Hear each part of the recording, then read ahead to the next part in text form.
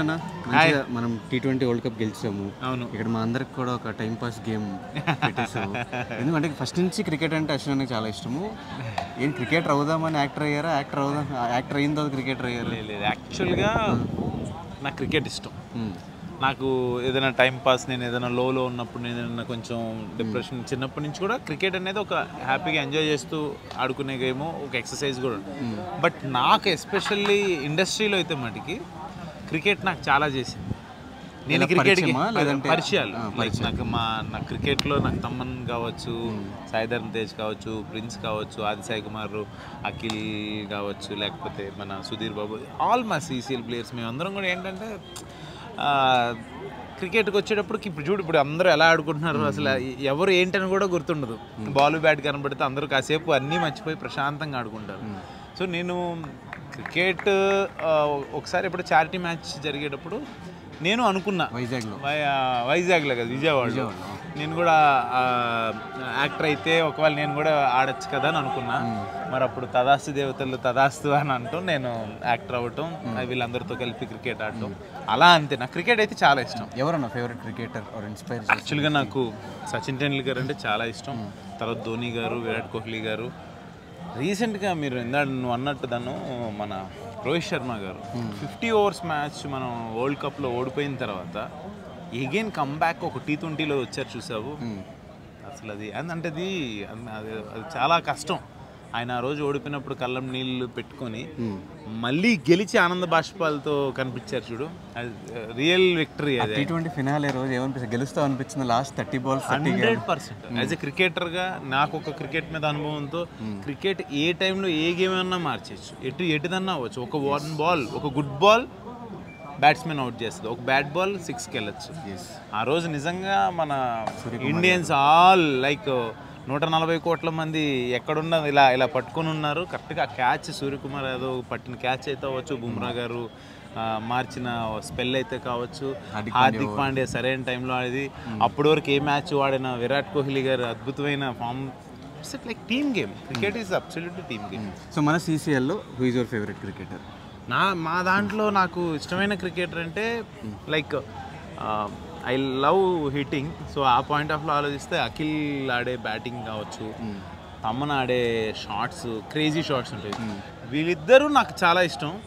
Roshan my brother, అసలు తను కొట్టే షాట్స్ అయితే స్కై కొట్టినట్టు ఉంటాయి షాట్స్. అంత హై ఎక్కడి నుంచి వెళ్ళిపోతుండే, అంత పవర్ కొడతాడు, అంత ఎనర్జీలో ఉంటాడు. ఇప్పుడు నాకు వీళ్ళు ముగ్గురు బ్యాటింగ్ అంటే చాలా ఇష్టం. సో నెక్స్ట్ ఇయర్ అయినా మనం గెలుస్తున్నామా లేదా? నెక్స్ట్ ఇయర్ అయినా గెలుస్తున్నాం అంటే ఇప్పుడు గెలవనట్టు మాట్లాడితే లాస్ట్ పోయింది కదా. లాస్ట్ ఇయర్ కూడా ఏమైందంటే CCL ఎస్పెషల్లీ మా గ్రూప్లో అందరూ 3 మ్యాచ్లు గెలిచారు. బికాస్ ఆఫ్ రన్ రేట్ మేము సెమీస్కి వెళ్ళలేకపోయాం. 8 పాయింట్స్లో అందరికి 6 వచ్చినాయి. బికాస్ ఆఫ్ రన్ రేట్ మేము వెళ్ళలేకపోయాం. అంతకుముందు మనమే 4 times కప్ తీసుకుంది. ఈసారి 100% మనం తీసుకున్నాం. నెక్స్ట్ టైం కూడా పక్కా వస్తుంది. మా వాళ్ళు కూడా గట్టిగా ప్రాక్టీస్ చేస్తున్నారు. ఇప్పటి నుంచే ప్రాక్టీస్ చేస్తాం. సరదాగా ఏముంది, వీక్లీ వన్స్ ఇప్పుడు మనం సరదాగా ఎలా ఆడుకుంటాం, ఆడుతూనే ఉంటారు. మీకు అట్లా ORR దగ్గర స్టేడియం ఉంటుంది, అక్కడ ఆడుతారు. అలా ఏం లేదు. ఫ్లడ్ లైట్స్లో ఎవరికి షూటింగ్ లేకపోతే వాళ్ళు వచ్చి అందరూ కలిసి సరదాగా చిల్ అవుతారు అంతే.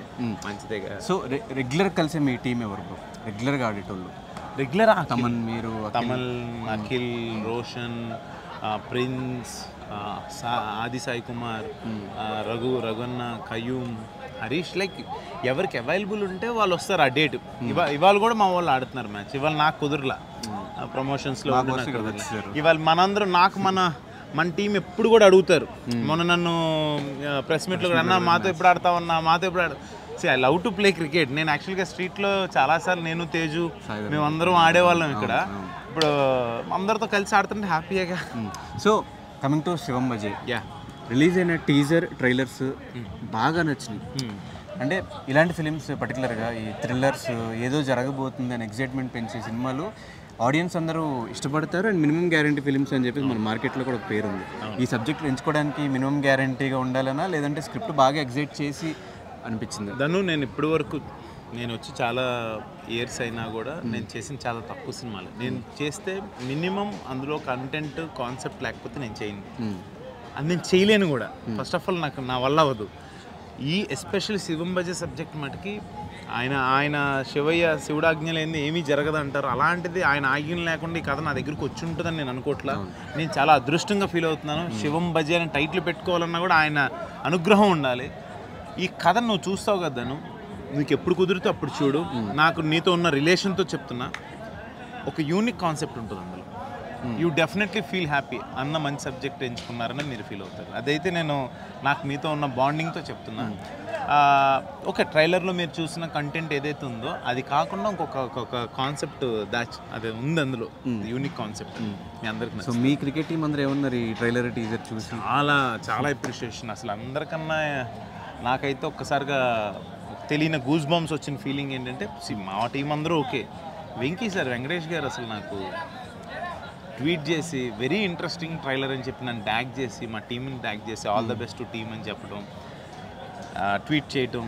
తర్వాత ఇన్స్టాగ్రామ్లో కూడా స్టోరీ పెట్టి లింక్ పెట్టారు.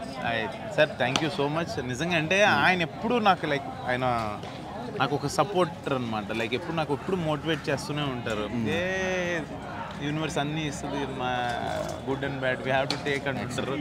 అది ఎప్పుడు ఆయన నాకు ఇన్స్పిరేషన్. యాక్చువల్గా శివం భజే సినిమా చేసే ముందు ఇలా చేస్తున్నా అని చెప్పా. ఇది చూసి నన్ను ఆయన అప్రిషియేట్ చేసిన విధానం నేను ఎప్పటికీ మర్చిపోయాను. కానీ నాకు ట్రైలర్ టీజర్ చూసిన తర్వాత తేజన్నకు విరూపాక్ష ఎలాగో మీకు అట్లా శివం భజే పడిద్దేమో అని. Thank you so much. అంటే మంచి కంటెంట్ ఉన్నది పాయింట్.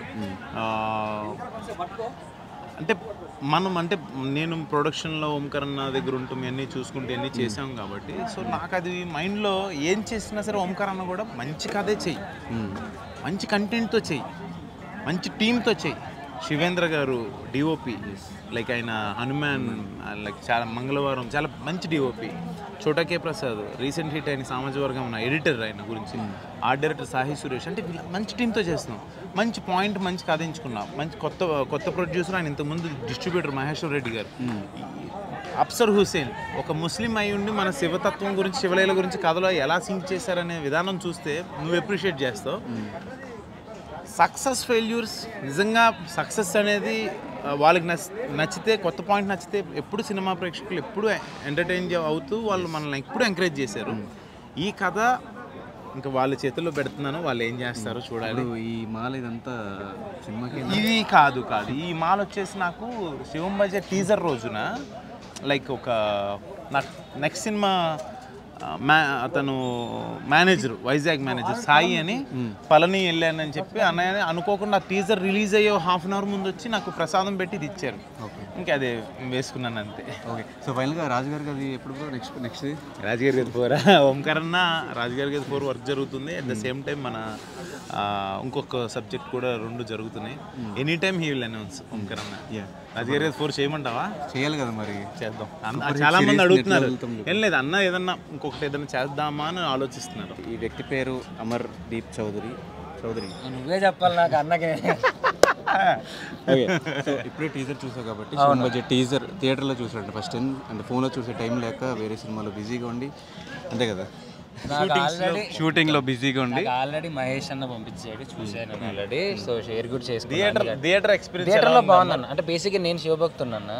ఎప్పుడైతే ఆ వైబ్స్ ఏదైతే వచ్చిందో, అంటే మీ నుంచి ఇది ఎక్స్పెక్ట్ చేయడం, హిడింబా తర్వాత మరి ఇంకొక డివోషనల్లో అంటే ఏ ఉండబోతుంది అనేది ఒక యాంగ్జైటీ అయితే పాయింట్ క్రియేట్ అయ్యింది ఆబ్వియస్లీ. సో చాలా బాగుంది. ఇదే కాదు, నెక్స్ట్ వచ్చే దాంట్లో కూడా ఇంకా అద్భుతంగా ఉంటుంది. తెలిసే సినిమాలో తను ఉన్నాడు, అది మేము మాట్లాడడం తర్వాత. అదొక మంచి క్యారెక్టర్, మంచి క్యారెక్టర్ అది వేరు. బట్ శివం భజేలో నాకు నచ్చింది ఏంటంటే, మీది అది శూలం ఉంది కదన్న పట్టుకోండి టీజర్లో. నాకు అది అసలు అల్టిమేట్గా బ్యాక్గ్రౌండ్ స్కోర్ చాలా ప్లస్ అయింది. మన Hidimba music director Vikas. Okay చాలా బాగుంది. Next level ట్విస్ట్లే, Pokiri level twist. ఆ మాస్క్ లాస్ట్ అది మీరే. సో అదొక జాన్ అయితే ఇదొక డిఫరెంట్ జాన్. నన్ను పిలవట్లేదని అక్కడ నించొని బాధపడుతుంది, నేనేం చేయలేను. నువ్వు పిలిస్తే కానీ అటు కూడా ఒక మైక్ ఇచ్చేసి ఆవిడని కూడా అడిగేస్తే తేజు గారు నెక్స్ట్ పోతున్నా తెలీదు. వీళ్ళిద్దరు రిలేషన్ నాకు వాళ్ళిద్దరు ఇప్పుడు మొగుడు పిల్లలు అవ్వకముందు నుంచి నాకు తను తమ్ముడే తిను చెల్లమ్మే. నాకు ఎప్పుడు అర్థం కాదు. తిను నేను తేజమ్మ చెల్లమ్మ అని అంటాను, తను నన్ను అన్నానే అంటాడు, తిను అన్నానే ఉంటుంది. వీళ్ళిద్దరు పెళ్లి చేసుకుని నేనే వెళ్ళాను మళ్ళీ గెస్ట్గా. నాకు but okay, it's okay, I'm happy. బేసిక్గా నాకు స్టెప్ బై స్టెప్లో నాకు ఓంకార్ అన్న అశ్విన్ అన్నే కదా, స్టెప్ బై స్టెప్ నాకు అలానే అన్నయ్య, ఇద్దరు అన్నయ్యలు అయిపోయారు. నాకు ఆఫర్ వచ్చింది ఎలాగైంది చిన్నది పాప నేను అడగంగానే అమర్ని యాక్చువల్గా క్యారెక్టర్ బాగుంటావు అమర్ అని అనగానే చిన్నదైనా నేను చేస్తానన్నా మీ దాంట్లో కనపడాలని వచ్చి చేశాను నెక్స్ట్ మూవీలో. ఓకే, మీకు ఎలా అనిపించింది శివం బజే? చాలా బాగా అనిపించింది. ఆల్రెడీ నేను నార్మల్ మొబైల్లో చూశాను ఫోన్లో, బట్ ఇప్పుడు ఇందాక మనం మూవీకి వెళ్ళాము. సో అక్కడ థియేటర్లో చూసేసరికి ఇంకా అద్భుతంగా అనిపించింది. సో చాలా బాగుంది. అదే ఆ మూవీ అంటే థియేటర్లో చూస్తేనే ఒక ఎఫెక్ట్ అనేది మాకు ప్రాపర్గా తెలుస్తుంది. సో అదైతే లైక్ లైవ్లో ఇప్పుడు ఎక్స్పీరియన్స్ చేసి వచ్చాము. సో మూవీ కూడా తలనొప్పని అంటారనే తెలియట్లేదు అన్న. సినిమా చూడక మొత్తం స్టోరీ చెప్పేసి అంటాడు, ఎందుకంటే తెలియట్లేదు. మంచి కాన్సెప్ట్ అమ్మర్. నేనైతే చాలా కాన్ఫిడెంట్గా ఉన్నా. టిపికల్ కాన్సెప్ట్ ఇప్పటివరకు రాలా. నేను నీకు హిడింబ అప్పుడు కూడా చెప్పా, క్యానబలిజం గురించి చెప్పేటప్పుడు ఇప్పటివరకు మన ఇండియన్ స్క్రీన్స్లో అయితే రాలేదని చెప్పాను. అది ఎలా అయితే మీరు అందరూ ఒప్పుకున్నారో ఈ సినిమాలో ఒక టిపికల్ కాన్సెప్ట్ ఉంది. ఇప్పుడు ఏంటి భయపెట్టబోతున్నావా? కామెడీయా, ఎంటర్టైనరా, ఏ జోనర్ ఇది? ఒక యూనిక్ పాయింట్. కామెడీ ఉంటుంది, అది ఉన్నాడు, హైపర్ అది ఉన్నాడు, నా ఫుల్ లెంత్ రోల్లో ఉన్నాడు, అది ఉన్నాడు. తర్వాత తులసమ్మ, తనకెల్బర్ణ గారు, మురళీ శర్మ గారు, అందరూ శకలక్ శంకర్ అందరూ ఉన్నారు.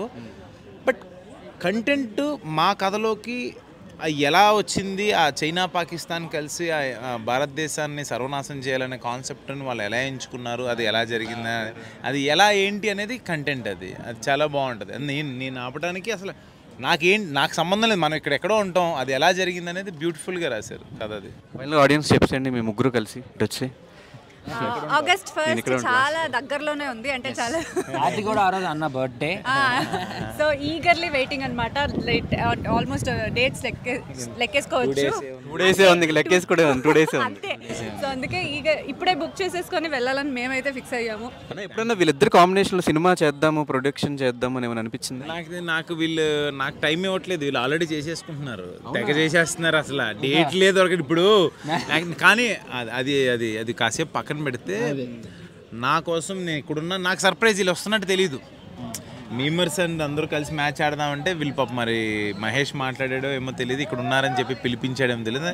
చాలా హ్యాపీగా ఉంది ఇద్దరిని ఇక్కడ చూడంగానే, చాలా హ్యాపీగా ఉంది. థ్యాంక్స్ అమర్, థ్యాంక్స్ తేజమ్మ వచ్చినందుకు. నేను నా లైఫ్ టైంలో ఎప్పుడు థ్యాంక్స్ చెప్పుకోవాలంటే ఓంకార్ అన్న, అశ్విన్ అన్న. అది మాత్రం నాకు ఎప్పుడూ నాకు మనసులో ఉంటుంది. ఎందుకంటే ప్రతి దాంట్లో నాకు ఒక చిన్న ఇంపార్టెన్స్ ఉంటుంది. అలాంటి వీళ్ళ నుంచి వచ్చి ఒక అవుట్పుట్ కూడా ఎంత బాగుంటుందో ఆల్రెడీ మనం చూసాం. సో శివం బజే అనేది మంచి హిట్, సక్సెస్ఫుల్ హిట్ అవ్వాలని మనస్ఫూర్తిగా కోరుకుంటూ ఆల్ ది బెస్ట్ అన్న. ఆల్ ది వెరీ బెస్ట్ అన్న. ఆల్ ది బెస్ట్ అన్న నా సైడ్ నుంచి కూడా. అమ్మాయిలో ఉంది, బాగానే ఉంది. ఎస్ థ్యాంక్ యూ అన్న.